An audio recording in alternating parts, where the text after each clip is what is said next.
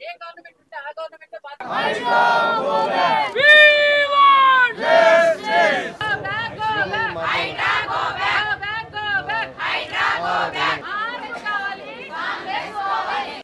గత 4 రోజుల నుంచి రేవంత్ రెడ్డి చేస్తున్న నాటకము ప్రజలలో, హైదరాబాద్ మరియు తెలంగాణ ప్రజలలో ప్రతి ఒక్కరికి తెలిసిపోయింది.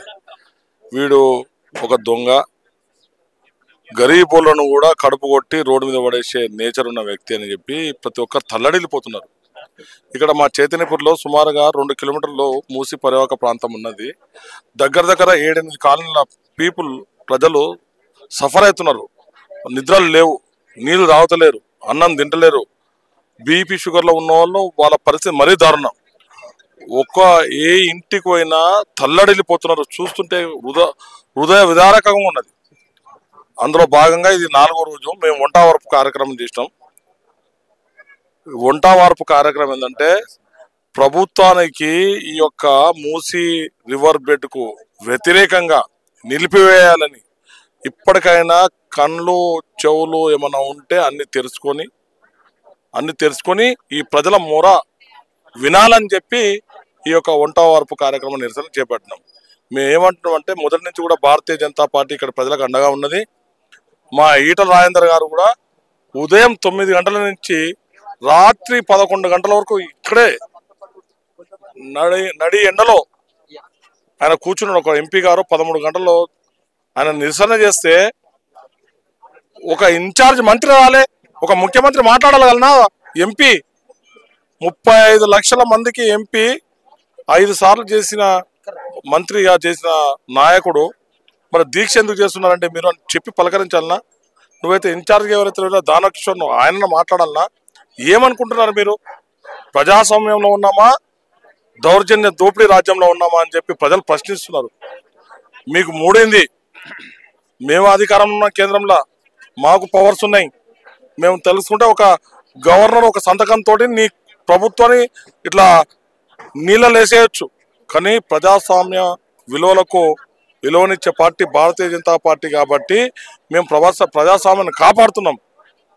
నేను గొప్ప జీవో కాదు. ముఖ్యంగా నేను ఏమంటున్నానంటే ఇప్పటికైనా కళ్ళు తెరిచి ఈ యొక్క ప్రతిపాదన విరమించుకోవాలి, వెంబడి నిలిపివేయాలి. రోజుకొక స్టేట్మెంట్ ఇప్పిస్తున్నాం మీ ప్రభుత్వ అధికారులతోటి, రంగనాథ్ గారితో కానీ, దానకిషోర్ గారితో కానీ, మీ మంత్రులతో కానీ రోజు ఒక స్టేట్మెంట్. అరే ఏ స్టేట్మెంట్ కూడా పొందలేదు. ప్రజలు ఇంకా నిర్వీర్యం అయిపోతున్నారు. వాళ్ళ యొక్క మనసులు హృదయ విదారకంగా తయారవుతున్నాయి. జ్వరాలు వచ్చి రోగాలతో ఇబ్బంది పడుతున్నారు. ఒక కరెక్ట్ స్టేట్మెంట్ ఒకటి ఇవ్వండి. మీ దీని జోలికి రామని చెప్పండి, మేము నిలిపేస్తామని చెప్పండి. అంతేగాని కాకమ్మ కథలతో స్టేట్మెంట్లు ఇచ్చుకుంటూ ఇంకా భయభ్రాంతులకు గురి చేయకండి అని చెప్పి ప్రభుత్వాన్ని మేము హెచ్చరిస్తున్నాం. తక్షణమే ఈ యొక్క ప్రతిపాదన నిలిపేయాలి, వెనక్కి తీసుకోవాలి. ప్రజలకు బేషరతుగా క్షమాపణ చెప్పాలి. ముక్కు 4 రాయాల్సిందే. ఈ ప్రజల యొక్క స్వాంతన చేకూర్చాల్సిందని చెప్పి భారతీయ జనతా పార్టీగా డిమాండ్ చేస్తున్నాం. అన్న చెప్పండి, రేవంత్ రెడ్డి అన్న ఇంటికి ఏమో నోటీసులు, అదే పేదవాళ్ళ ఇంటికి ఏమో డైరెక్ట్ బుల్డోజర్లు అవి అన్నీ దిగుతున్నాయి. దాన్ని ఎలా చూడవచ్చు? ఇప్పుడు మీరు అందరు చూసే ఉంటారు. ప్రజలందరూ గత 15-20 రోజుల కింద వాళ్ళ అన్న బయటకు వచ్చి నాకు నోటీస్ ఇచ్చింది, నేనే కూల్చుకుంటున్నా, 10 రోజులు టైం అడిగినా ఇల్లు ఖాళీ చేసిపోతా అని చెప్పి అన్నాడు. అందరికి తెలుసు, లోకమంతా తెలుసు. మరి నువ్వు స్టేట్లు ఇప్పించినా మీ అన్నకు అంటే మీ కుటుంబమే మంచిగా ఉండాలి, మీ కుటుంబమే బాగుపడాలి, మీ ఆస్తులు కూలిపోవద్దు, బడుగు బలైన వాళ్ళు కూలిపోవాలన్నా అంటే ఎంత మోసం! మీ అన్న చేసిన మోసానికి నువ్వు తక్షణమే రాజీనామా చేయాలి. లేదా నువ్వు మోసం చేయించినావు మీ అన్నతోటి, స్టే తెప్పించుకున్నావు మీ అన్నతోటి. నువ్వు మీ అన్నతోటి మోసం అన్న చేపియాలా, నీ కుటుంబం మోసం అన్న చేయాలి.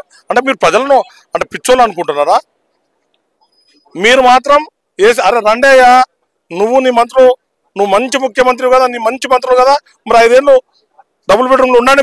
మేము కూడా ఉంటాం, మా ఇల్లు వాకిలు అన్ని పెట్టి ఉంటాం. రండి, మీరు దమ్ము ధైర్యం ఉంటారు, రండి. 4 ఏళ్ళు మిగిలింది కదా, 1 సంవత్సరం అయిపోయింది కదా, ఈ 4 ఏళ్ళు డబుల్ బెడ్రూమ్లో ఉందాం, మేము అందరం ఉంటాం. నువ్వు ఫస్ట్ ముక్కు 4 రాసి మా అన్న ఇల్లు కూలగొట్టలేదని చెప్పి ముక్కు 4 రాసి ప్రజలకు క్షమాపణ వేడుకో. నేను చేసిన పెద్ద మోసం చేసిన మీకు, మా అన్నకు స్టే ఇప్పించినా మీ ఇండ్లు మాత్రం కూల్చేందుకు రెడీ అయినా తప్పైపోయింది అని చెప్పి ముక్కు నాలకు రాసి ప్రజలను వేడుకో, కాలు మొక్కు, తప్పైందని చెప్పి చెప్పు.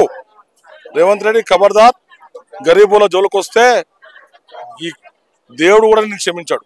అన్న ఇంకొకటి, ఇప్పుడు మీరు దాదాపు వంట వార్పు చేయబట్టి 4-5 రోజుల నుండి అవుతుంది కదా, ఇంకా కూడా ప్రభుత్వం ఇంకా దిగి రాకుండా మీరు తర్వాత కార్యాచరణ ఎలా ఉండబోతుంది?